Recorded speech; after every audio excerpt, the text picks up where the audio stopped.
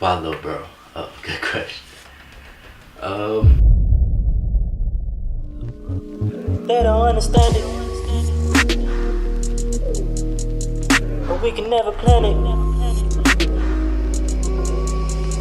and they can't even stand it. I guess I call myself Lil Bro because I've always been the youngest of something.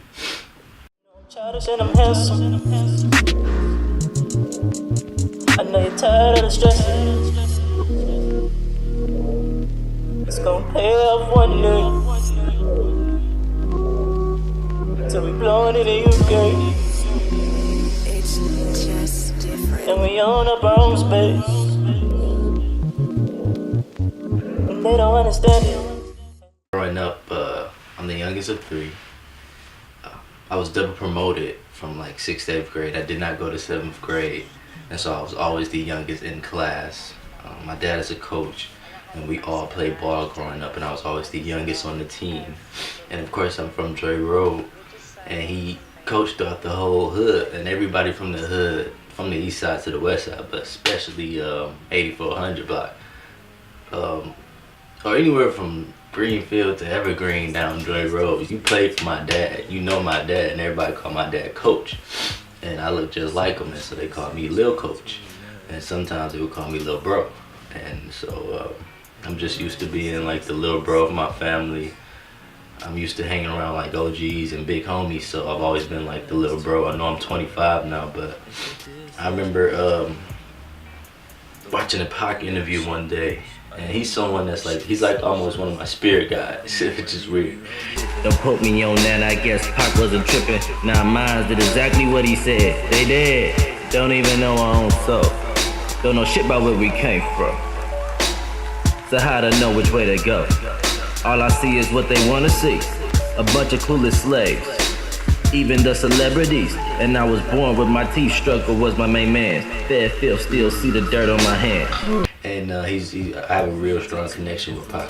I really look up to him, and so I remember one time he said something in the interview like, I'm America's child, like, and I thought like, I'm America's Lil Bro, like I want to be America's Lil Bro. I'm the world's Lil Bro, like we're all one, we're all family. So no matter how far I go with music, you can't truly, I hope you never hate me or judge me too harshly because I'm your Lil Bro.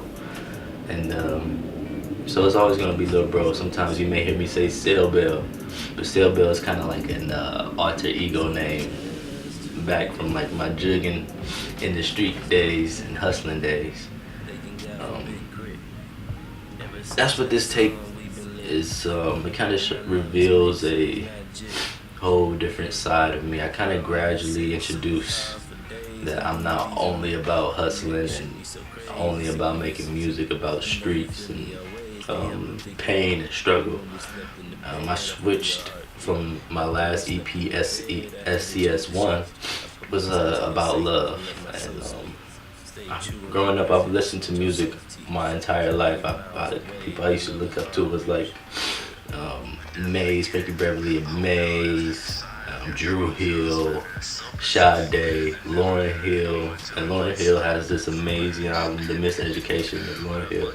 And it's she used samples from like a class, and they talk about what is love and all this stuff. And you remember, in music from the old days mainly was about love. And being from the 90s, which is when I have like a 90s baby shirt on, being from the 90s and in our generation, our music isn't about love anymore. Unless you're a girl, and then the music you make is about like how badly a guy hurt you or something. And so what I wanted to do, or what I did, was show the vulnerable side, because I always listened to music when I was younger.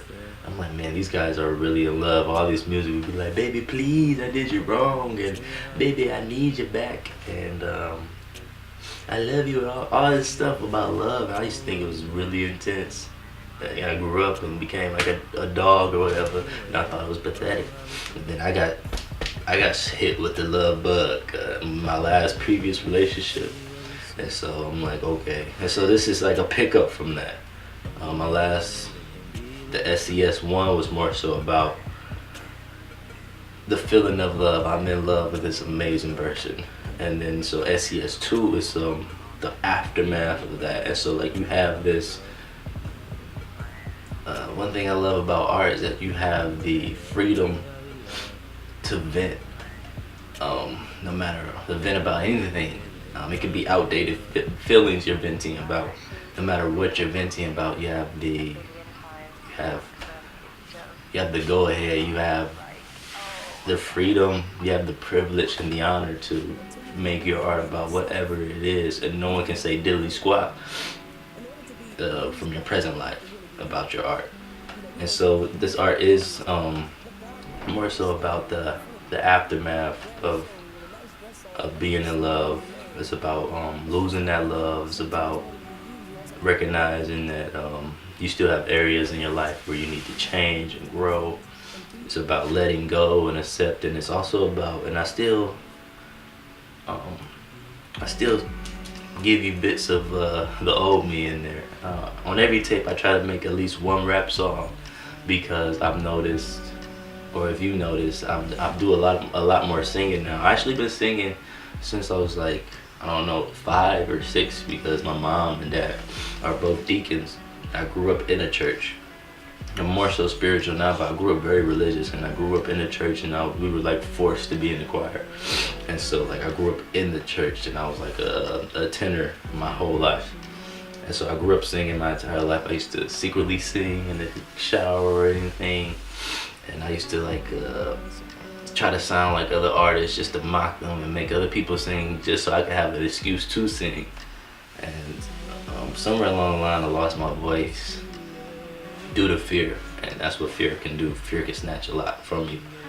And years back I found the courage. Once I started becoming more enlightened, more spiritual, once I became more brave, I found the courage to sing. You start seeing me singing on social media, to now I'm actually having full songs and projects of me using my vocals. My next steps would be actually getting a vocal coach and taking vocal lessons so I can go even further, because what I want to do is, because I dance as well. You've seen me dance before. I dance as well, and I want to sing and dance and have those concerts and everything. So I'm still in a very young process of my career, although I've been doing music since I've been doing music since 2010. My first music video dropped in 2010. Honey, no Nikki, I call her Young Money. Yeah, she roll up for me, no blunder stone, she run for me. Shorty is so lovely. And I haven't stopped yet, but I'm still learning who I am as an artist, as who I am as a person. So that, because I know I have something to show the world, I have something to share to the world, and so I want to be the best I can be. But I'm giving you that vulnerability of me growing as I'm becoming the best that I can be. So the music that I'm giving you and the art that I'm giving you is all evolving art. It's never going to be the same. And so again, the music is more so about me blaming the streets for who I became, and me blaming who I became on why I lost love. And it's just I think I look up to people like people that take writing really serious. I'm someone that's really patient. I'm really like super patient with art when it comes, like I'm really patient. Like I probably started this back in 2016, and it's 2018 now, and I have an EP and an album, an LP, and another LP that I haven't even dropped yet, and 2 I have that, and I'm raising my music so that I can push it out the way I really want it to be. But I'm still giving you art to listen to, because I appreciate my very, very loyal viewers that take the time to watch my content and my art. And so I guess you can see similarities in this tape. I don't know, I really pay attention to Rick Ross and Jada Kiss, Drake, Jay-Z, Lauryn Hill. I pay attention to a lot of people's writing styles. I pay attention to their project as an art piece, as one piece. And so like you'll hear some similarities in some styles. I would say it's like the tone of the tape is really like a neo soul meets bluegrass kind of. It's very smooth and melodic. Let's go to the beach. We can walk away from heaven. When we're apart, we're still together. Roll around in the dirt. This is very calming. I say the purpose of my music is to force you to listen, to calm down and listen so that you can be present. And I guess I really just want you to feel the adventure and the experience of what it's like to the adventure and the experience of the tape.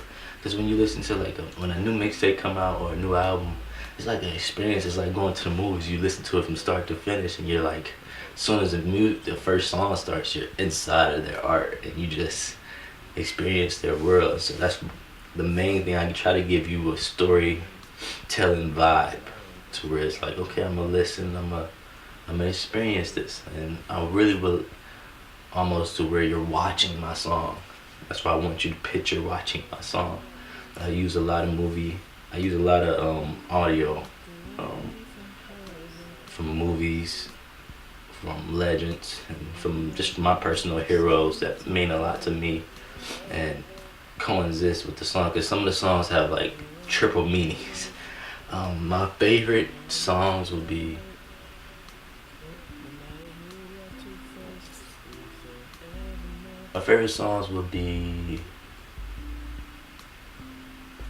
either God Sings or Letter to the Streets, only because they're probably the most vulnerable songs on the tape, right? My style is very sleek and like lightweight, confident. Like cause I'm not gonna lie, I'm proud of my art. I'm confident of what I can do and of my art, and I know that it's at least it's unique. And the moment anything is unique, is original. And as long as it's original, it's perfect. Cause everything is perfect. Everything is divine perfection. The only thing that makes that divine perfection is your own uniqueness. Nothing is more special than anything else, but everything is unique. More unique than everything is just as unique as the next thing. And so they're probably the most vulnerable songs out of the very, very confident, slick, the confident and slick tape that you hear, because Letter to the Streets is like, it's a finger pointing song. But I ain't timing this rhyme, cause it's true shit to the streets. This is event. Fuck you, look what you did. I was swell before I met you, a really nice kid. I take what everyone talks about, mainly in media and down to our music. Most guys, they rap about the streets. I can get you money, I can get you this, that, and there, but they done did how they became this, that, and the third from the streets and all that. But I flip it and I say, no, I blame you, streets. I blame the streets for these trials and tribulations. I blame the streets for this wickedness. I blame the streets for this ego. I blame the streets for the man that the world has made me become. I blame the streets because now I'm a nigga. I blame the streets for hurting girls. I blame the streets for everything. If it wasn't for the streets, I would be a better man. You know, I even say, fuck you, look what you did. I was swell before I met you, a really nice kid, you know.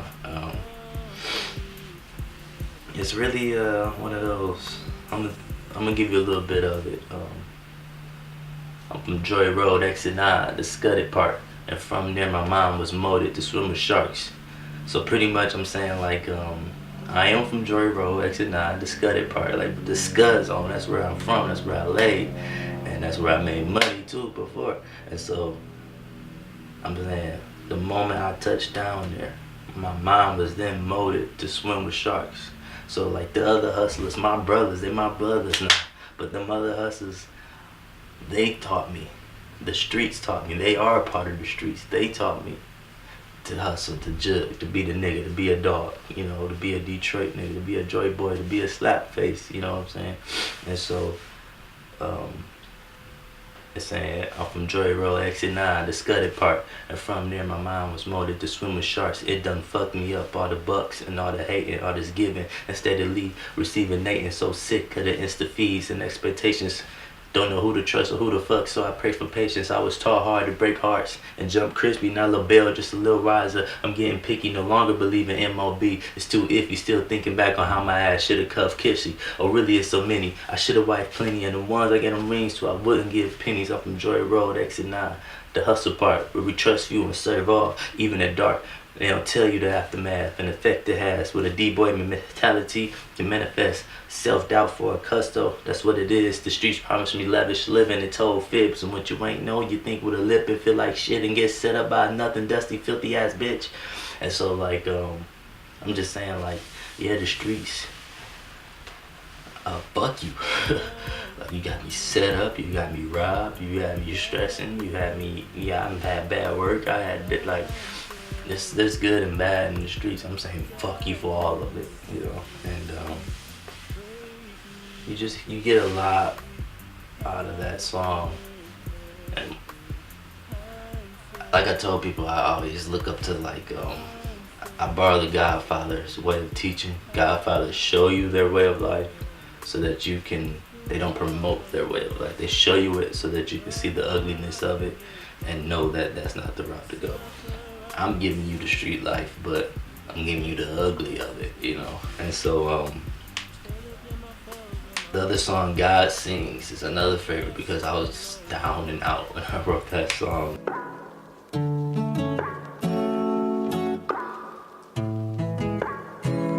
There's so much pain in my right hand. So what am I getting? Your Hair is almost like a depressing song, almost really sad. And the tone in my singing is, I have a lot of different tones on the tape, but the tone in my singing is almost pleading or begging or whimpering for help, you know. And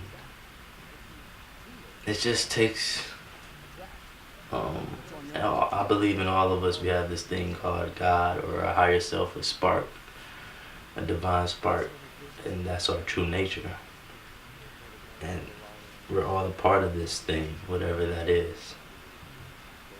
We blame it for so much, you know. Whenever we think something's not gonna happen, we say, oh man, I'm worried or something like that, or we hate people, all this stuff. Any hate, anger, fear is all pretty much slaps to that divine spark inside of you, that thing that makes everything divinely perfect, everything happens in divine order, right? And so I'm like, what if that thing spoke back? What if it had an ego like we had an ego? It would be hurt, it would be brokenhearted by the things we do, by the things we say. I feel like flipping that. I wanted to give that spark a voice. So I'm like, imagine if God was sad and believed in everything we did and said, what if he didn't believe in us and gave up on us? It'd just be sad. So you hear some stuff like, don't count on me, I'm still trying. I swear this world has turned on me. It done broke me to my knees. Just up and left me on the cross. And push me around as if I'm soft. 'Cause each day I think about giving up. I think that God done enough. This little God has had enough. I can only be so tough but the tone is a lot more deeper in the song. I can't give you everything right now, alright? And so I don't know, I hope you enjoy it. You can check it out on DatPiff, on YouTube, on SoundCloud. You can visit my social media pages. I have Marley Sale for Facebook. I have richfulthinking for Twitter. And then I have the Peace Project _movie for Instagram. And you check out any 3 of those to catch some of my links. And I don't only do music. You'll catch me selling my crystal jewelry. You'll catch me promoting my book. I wrote a book about a 40-day solitude journey I took. You'll catch links of other people's art that I direct and shoot, and you'll catch links to a lot of stuff. So just check me out, you know. Don't forget about me. SES2. Hope you enjoy. Have a clue. I hate what I do to you. Ego keeps on bruising you. A soul fight and I'm losing you. Just pray for me, and I'll pray for you too. You gave me everything. There's nothing left I need from you.